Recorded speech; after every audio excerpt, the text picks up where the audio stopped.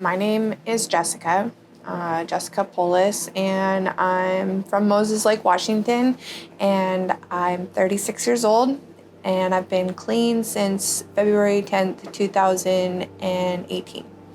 And my addiction started for me where I remember specifically around age 15, and I was drinking with friends. It actually started where there was alcohol available in the home, and I started smoking marijuana, which I've identified marijuana as my drug of choice.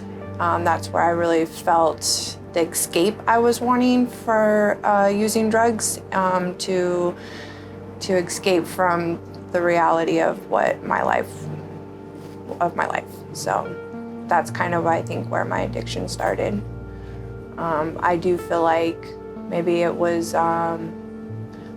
before that, because I grew up with my mom as an alcoholic, and her having like drug addiction problems. I just know her drug of choice was alcohol.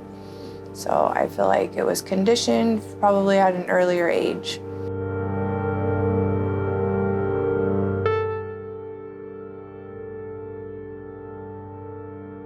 I did have like a group of friends that were very, they were good kids. They were, I had good friends and good that I would assume came from good homes, and it was difficult really fitting in with them. And I remember there just being a moment in high school where I didn't have any friends, and I went through the change from the good crowd of friends to no friends, to then finding friends that smoked cigarettes and could get me cigarettes and were drinking or smoking pot. And I found it a lot easier to make friendships with them. So I think just maybe that would have added a lot to, it was easier being friends with these kids. And I don't even really remember like the first time drinking, or I do remember the first time smoking marijuana, and honestly it was influenced by a boy I liked at the time. And I think that's,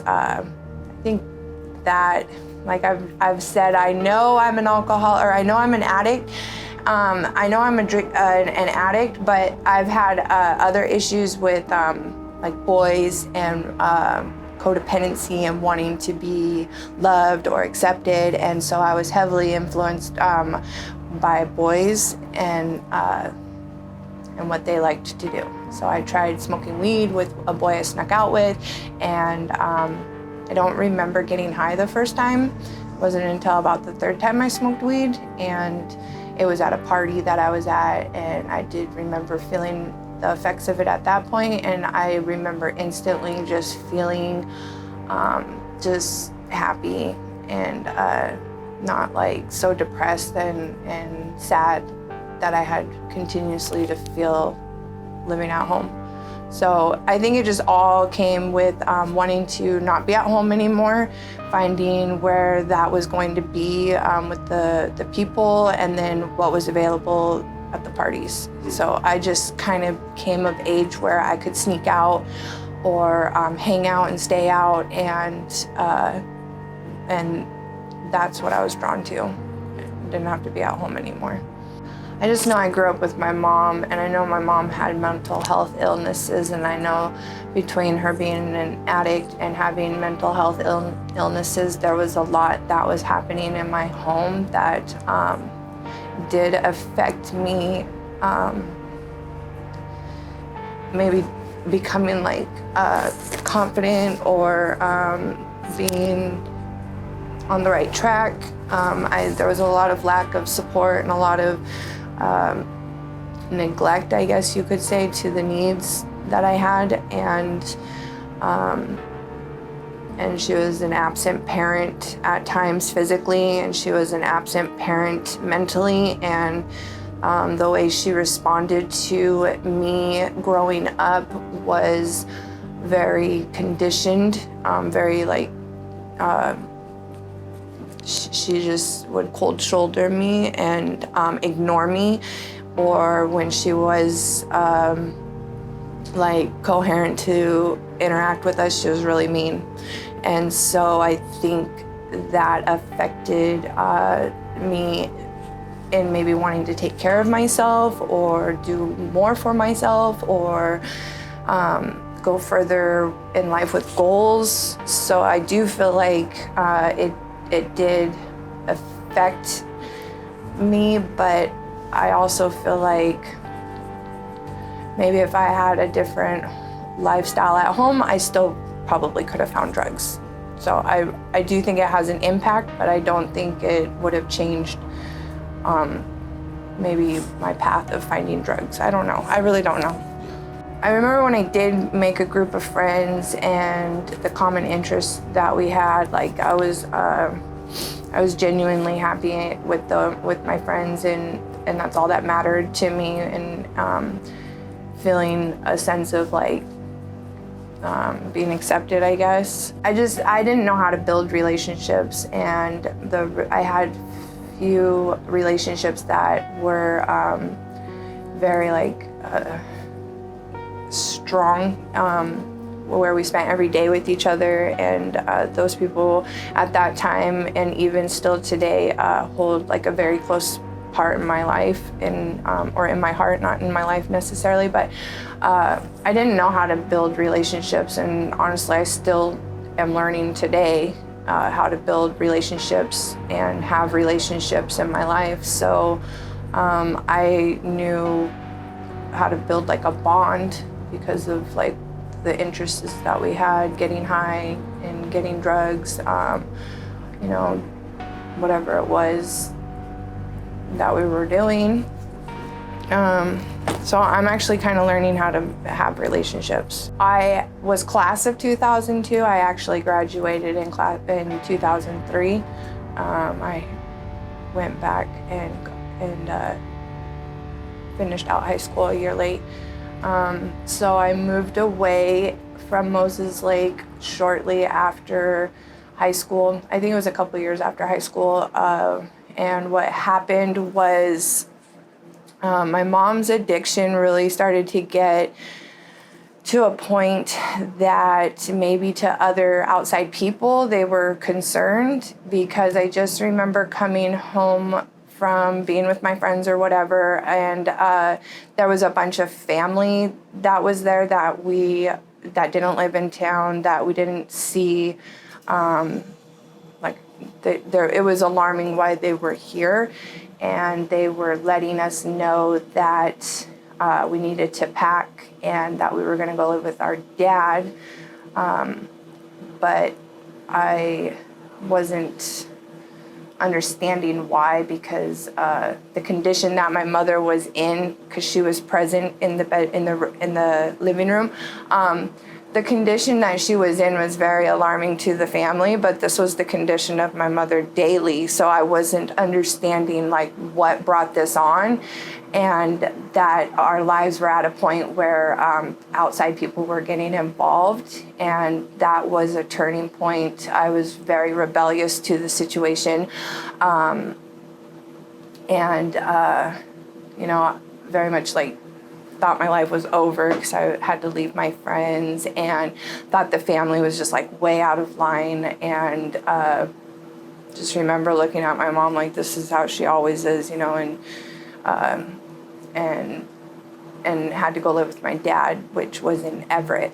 And when I moved away, my dad provided a safe home, and there was a lot of consistency and routine and support, and it was a nice place to, he was very nurturing, and I did quickly adapt to that, and I liked it. It was comfortable, but eventually, I think on monthly basis, I went to Moses Lake to still hang out with friends, and I'd go down there for a weekend, stay with friends, and stay with a guy that I was like pretty much in love with since 7th grade, who is actually the father of my children. And I would stay with him and we would party, and then I'd go back up to Everett. Well, one of the times I just went back up to Everett and said, I don't want to live here anymore, and I'm going to pack my things and move in with my boyfriend. And I did that. My dad knew I was pretty much a young adult and wasn't going to stand in the way of that, but I think it really crushed him. But it was a good home. I remember they wanted to be involved with situations that were happening, and they wanted to like sit down and communicate and talk. And I remember like me and my sister basically laughing at them because we weren't familiar with that, and we used to mock their family meetings. And it wasn't until much later and still that I realized I really needed what they were providing, and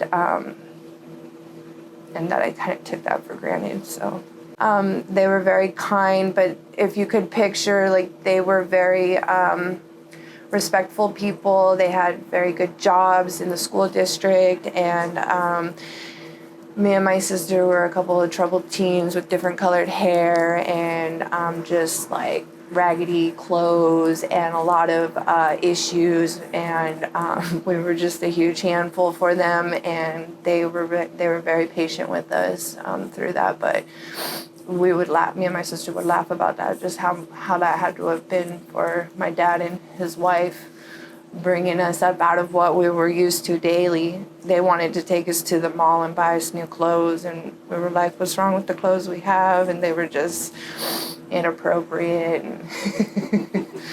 So I moved in with my boyfriend, and I think I was about 24, and this wasn't the first time using cocaine, but this was now using cocaine, which quickly developed to crack on a daily basis. In a 2-year time frame, I think I ended up with like 6 to 7 felonies, 4 of them within a month, and started going in and out of jail. And then I remember, I don't know if it was a sentencing or somehow I ended up where they wanted to put me in treatment for the first time. And I went to a 30-day treatment, and I left that treatment center before I had gone into treatment. They had me in jail. I was out for a week. I was with my boyfriend, and then I went to treatment for 30 days, and I ended up pregnant with my first son. My boyfriend said he didn't know if it was his or if he loved me or anything like that. And so I was back at my mom's house, and I was living at my mom's house under conditions, and my mom was very unsupportive. She told me I was going to ruin the baby's life and didn't want nothing to do with me or the baby. And that was the first time where I kind of was realizing that I needed to do something for myself. You know, like I was pretty scared, and I was pretty upset because I knew the baby was his, and we had already been together for probably about like 6 years off and on from, in high school when I was a junior to as I moved away, and then up to this point. So I kept the baby. I wanted to keep my baby, and I started to kind of get on my feet. I stayed clean through the whole pregnancy. I got a job. I had some help with getting a vehicle, and I got a little apartment, and I was really, really happy. At this point, I was happy with these, with the changes I was making, and kind of felt like, I didn't really need them anyways, kind of thing. And it's kind of a pattern where I would get on my feet, and then my boyfriend would come back, and I was happy for him to come back and want to be a part of the life that I was building and be with our baby. So I let him move into my apartment, and he had been struggling with he's an addict, so he had been struggling with his drug addiction, and at this point I didn't know that it had gone from using cocaine together to him being addicted to pills. And so I wasn't very aware of what that was, but I was just glad he was back. And then I had my baby, and it was an emergency C-section, and I was given pain pills for the surgery. And I just remember him like explaining to me that there was a way we could use the pills and get high off of them. And so I was like, yeah, let's do that. And I quickly became addicted to pills. I ended up pregnant with my second son when my first son was only 3 months old. So I have now developed an addiction to pills, and I got a 3-month-old baby, and I'm pregnant again. And I was in denial about that pregnancy for about 6 months, and I did use the opiates through his pregnancy, and was pretty terrified to have him, and wasn't sure what kind of condition he was going to be in. It was really scary. And I had my second son, and I continued to use pills after his birth, and because I had another C-section, and I was already dependent on these pills. And so now my babies were just under a year and a new baby, and for about another year or so I stayed dependent on pills, and that turned into using morphine, using needles, and using heroin, and into my addiction with heroin.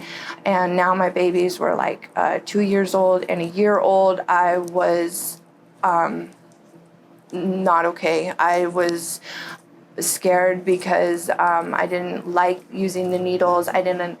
It broke my heart that I had these babies to take care of. Like, my babies were the first time I ever really wanted to be a better person. Honestly, from way back in high school, even before using the drugs, I didn't believe in myself. I didn't see a lot for myself, and almost pretty much gave up on myself, and was okay just being, like, in my words, a loser. And so after having my babies, they were the first time in my life where I was like, I want to try to be something better than what I am and what I'm doing. But it was hard because I really did love their dad, and he was into drugs, and he was the first person that I felt like paid attention to me and cared for me. And there was an escape in him where he stayed where I had moved in. That was a place that my mom couldn't just show up at comfortably and be there to interfere or anything. So it was like this place where my mom couldn't get to me, and I really liked that. And so I was now, for the first time in my life, really torn between being aware of my drug addiction, my children, and their dad.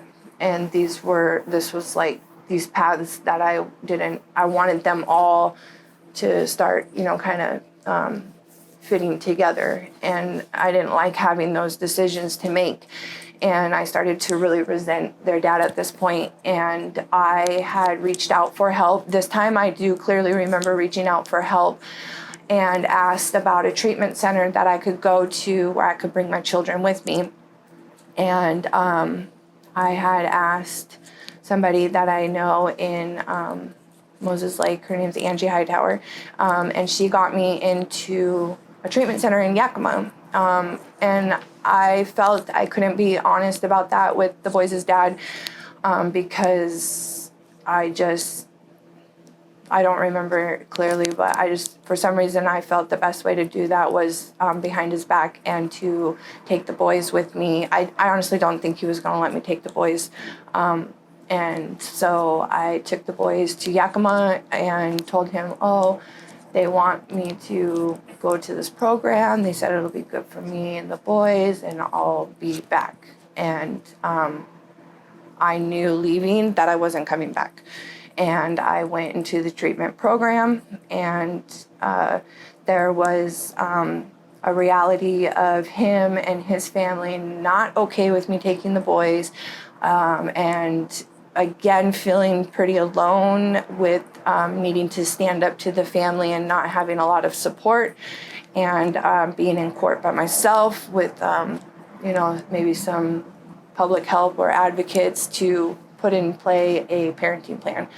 So my mom at that point helped me get out of town, but she literally just dropped me and my 2 toddlers off at treatment and left and didn't turn back or offer any support or help after that.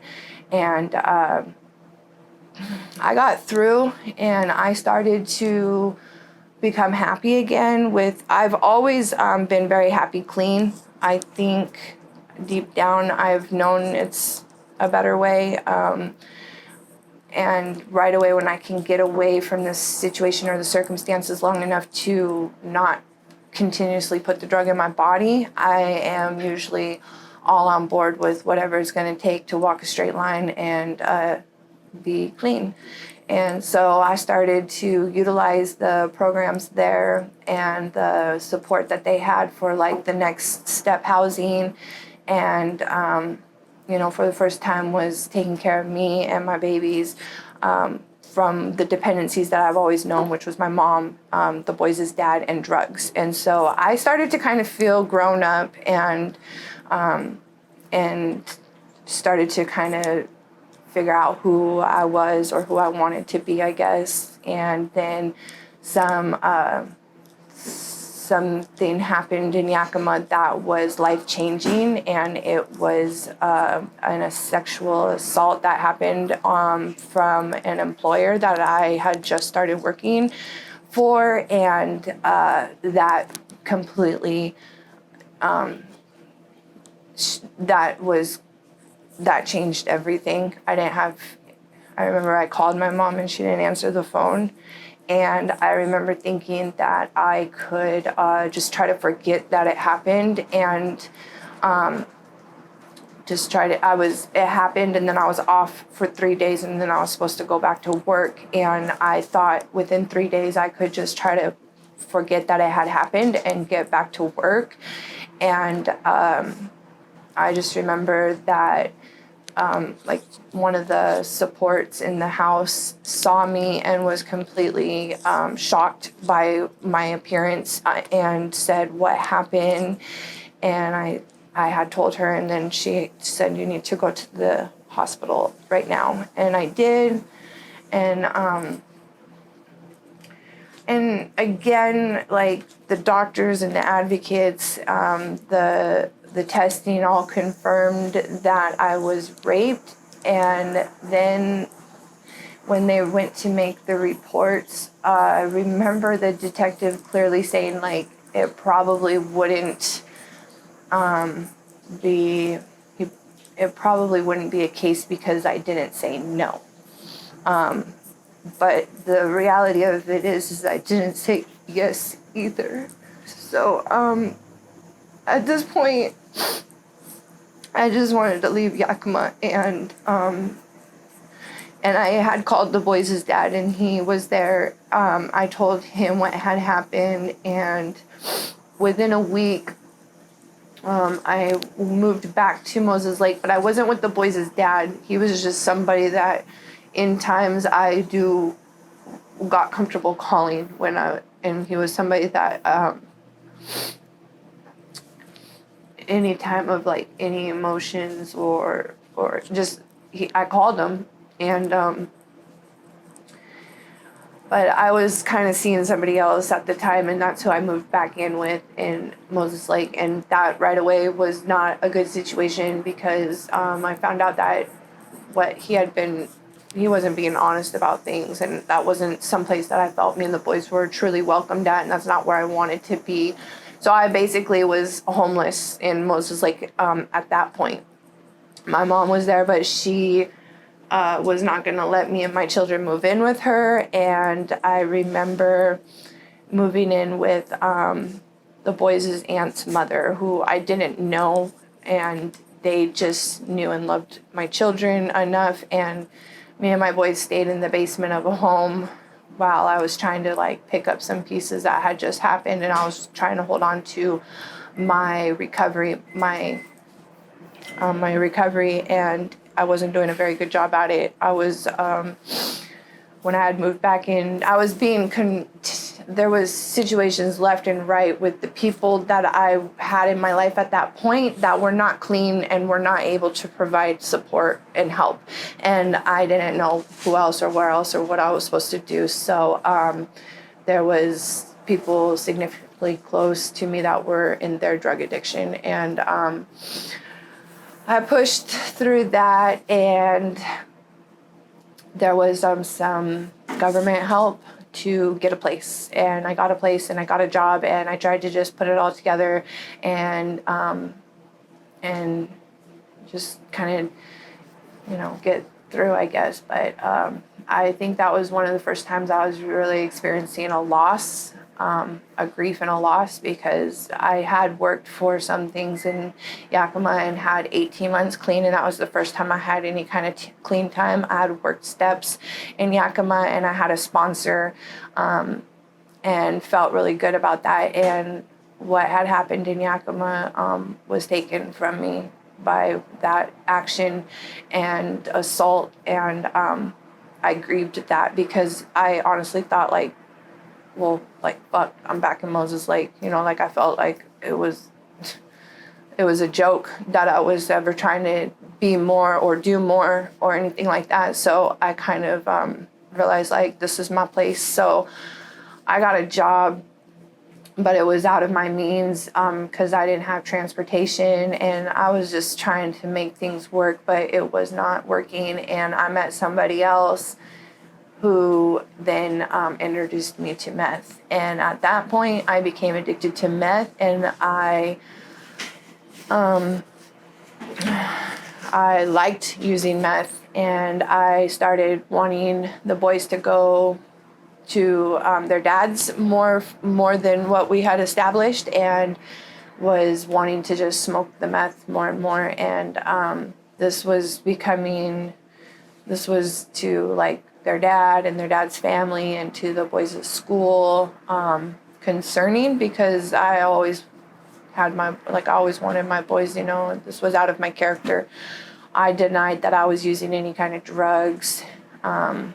And then I had reached out to the boys' dad and asked, I need help keeping my place. I need help with the boys. I need you to come and stay with me, but I don't want to be with you. I just need you for a friend and for the boys, And he did. He wanted to come and stay, and he said he was going to stop using his drug of choice, and I was going to get clean from meth. And we did that, and I feel like really it only lasted about a week, and then we were using meth together, and it was ever since that point, it was, he just went further into his addiction, and I went further into mine, and I lost the place, and I was in and out of jail again, and we started staying with his family, and right about that time, I had another traumatic thing happen where a friend of mine that I had met in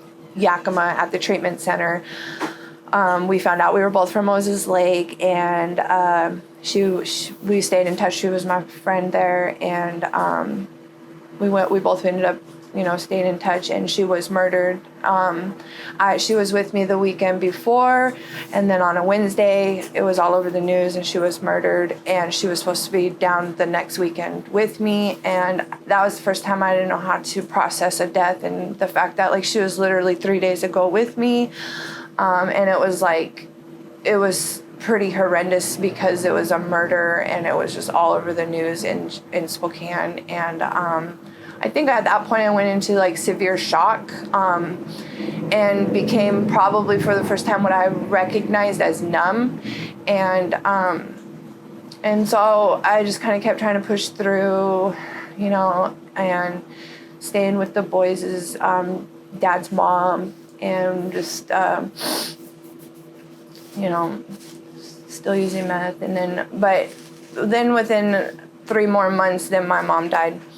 My mom died tragically and suddenly, and There was things that occurred weeks prior to her death and the day of her death that involved me and her addiction, and I'm not sure that people knew whether she was using or not.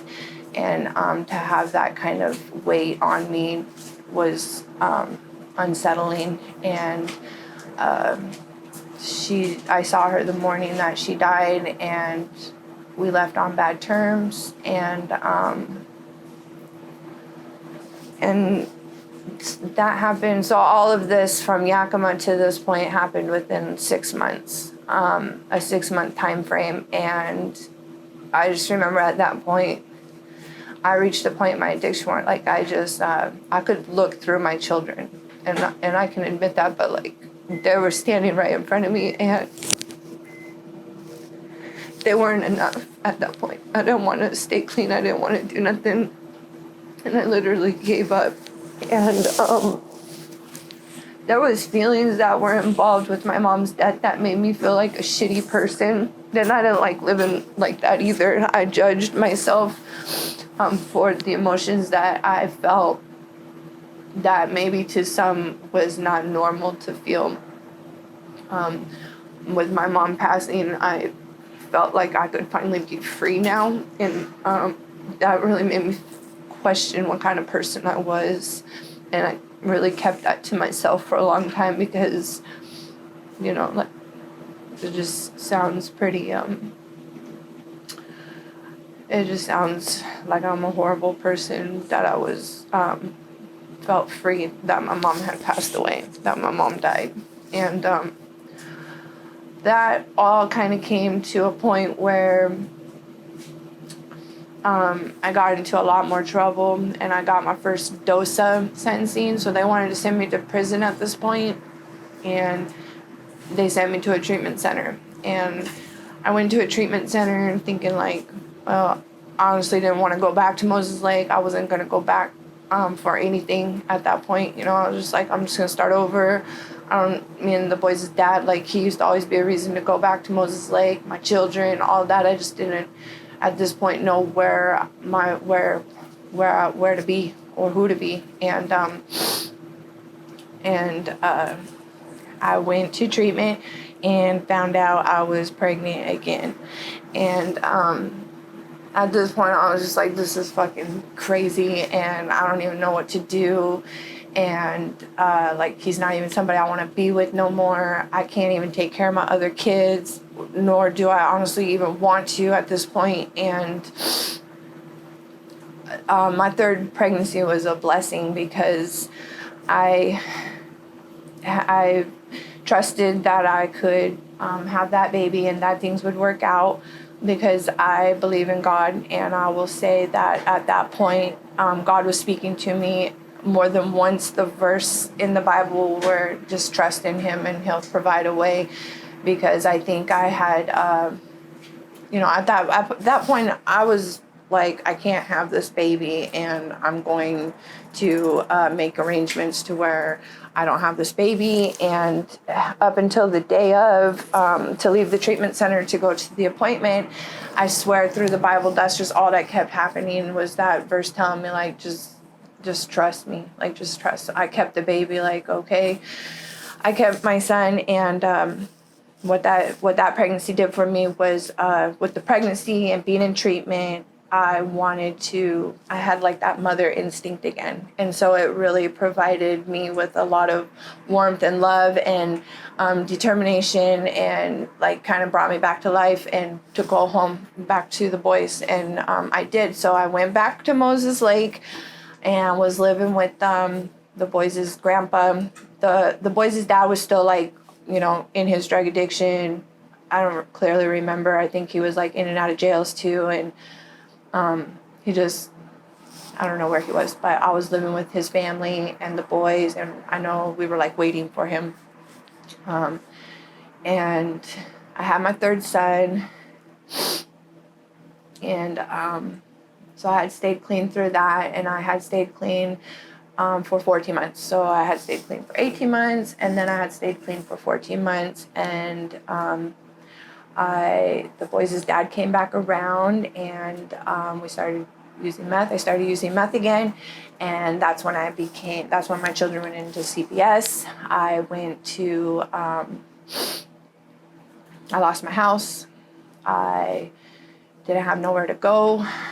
I went to treatment again, and there was support. Now that I was involved with CPS, that was going to help me get a place and get me in all the programs. And I, without any hesitation, did everything that they wanted. And I stayed clean for 10 more months. I think there was a huge concern about me and the boys' dad being together, because in all this time there was extensive history of drug use and violence. Me and the boys' dad have a long history of domestic violence on both ends. Like, I make sure that's clear, because I, in recovery, realized I could be a perpetrator. I can abuse. I know how to push the buttons. I know how to play the victim. I know my part. So we really were toxic for each other, and that was an obvious concern to people that were involved in our lives, like DOC and CPS and maybe family. So I think even though I did everything they wanted me to, and I was staying clean, they wanted to kind of see what my next move was when the boys' dad got back, maybe. And then at that point, the reality of it is I chose the boys' dad, and I chose drugs, and I chose that lifestyle over getting my boys, because he came back and we started using again. We were squatting in an apartment for as long as we could, and then that's when I became homeless. So there was times I was homeless, but kind of maybe finding a couch to stay on temporarily here and there. This was the first time in my life where there was not a door I could knock on. There was not a number I could call. There was not, I didn't have friends in the hotel rooms where we was paying and staying there. I was living on the streets of Moses Lake, and I remember I became homeless in October because it was cold. And I stayed homeless in Moses Lake until February, till I was arrested. And that was also life-changing. It was hard being, I don't think anybody was really going to hurt me on the streets. I wasn't really afraid of that. But it was just unsettling to, make somewhere to stay and, lay your head down on some concrete or dirt. I continued to use meth. It allowed me to stay awake and move, where I didn't really have to want to go to sleep. And because it was the drug of choice I was wanting to use at that point. So I was in and out of jail some more for some reason for the first time in all of my criminal life. The courts just kept letting me back out of jail, and I didn't understand that. They kept letting me back out, and I was getting into more trouble, and I was tired. I remember they had a homeless, a warming shelter in Moses Lake at that time, and that was a good deal. It was open from 8 to 6 8 at night to 6 in the morning. But the problem with that is me and Jordan, me and the boys' dad, we were still, it's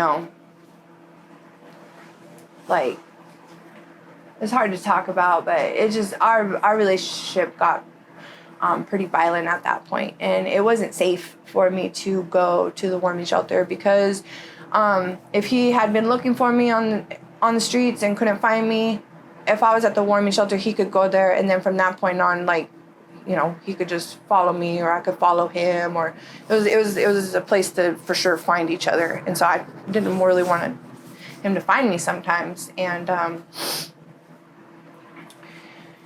then it was, I don't know, it was just a point in time where I remember I didn't want to live. I didn't want to live anymore. There was a time where I had wanted to use heroin again and just shoot the heroin and hope that it would take my life. And I was like, another time where I tried to I took a knife to my throat and just wanted to end it right then in the laundromat. And that's the feelings, at that point in my life, those are the feelings I hold on to remember the points of why I ever wanted to get clean or why I want to stay clean, because the things I cried for then I have now, and it's easy to get clean and kind of put yourself together and then take those things for granted and forget. But then all I ever wanted was I wanted to be safe, I wanted to be clean, I wanted a place to lay my head, and I wanted to see my children. And those things have been given back to me now. But, you know, like getting clean, it's easy as an addict to forget that. And it's easy to forget, for me, it's easy to forget those lows and those points that I had, that I would have done anything to get out of that, anything. And in February, I was arrested, and it's so crazy because this was the point of my surrender. I remember being arrested and put in jail, and I was like, thank God I have a place to stay. I don't have to run no more. It's warm here, and I don't care what happens next, like I'm here. And I remember telling them like I didn't want to be in general population, and I don't think they were going to put me in general population, but I told them I didn't want to be there, and they asked me a couple times in my stay if I wanted to go to general population. I said no, because the reality of it is you can still get high in jail, and I don't want to be in a situation to do that. And I don't know, call me crazy, I kind of made a home in jail at that point too. You know, I just was like, I didn't have nothing to go back out to anymore. I didn't have nobody waiting for me, and I didn't want to go anywhere. So I felt like I knew to be prepared to go to prison at this point, because I had already been given a prison sentence the first time. And I did whatever like little mental prep I had to do to go to prison, because I was kind of scared about that. I had been in and out of county jail in 3 different counties, all my drug use, and like I knew what to expect there. Someone had said when you go to prison, it's only that much easier to go back, and I just wasn't sure if that's where I wanted to be yet. And they offered me another dosa, and so I had 2 doses within 2 years, or within 4 years, I think, and you can get 2 in 10 years. So I felt like I was just so blessed. I was blessed at that point. I remember like, wow, this is crazy. I'm going to get another opportunity. And I think with my surrender that I had, and then getting to a point in my life where there really was nothing left but me, I was able to really take full advantage of getting clean and what I was going to do different to stay clean. And through all of my criminal activity, I've been 86th from a large part of Moses Lake. Like, I don't know the percentage, but if I listed all the businesses to you, that has told me not to come back to that property, is a majority of Moses Lake. There's not a lot of resources in Moses Lake for drug addicts, recovering addicts, for homeless people, just in general. There's not a lot of resources for people. And coming back to Moses Lake after treatment was maybe to some a stupid move. I didn't have a solid plan that would like reassure that I'd be all right.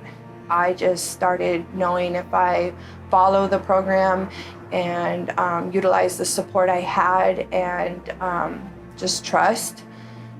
And I was willing to just give it another shot, I guess. I only came back to Moses Lake because of my children.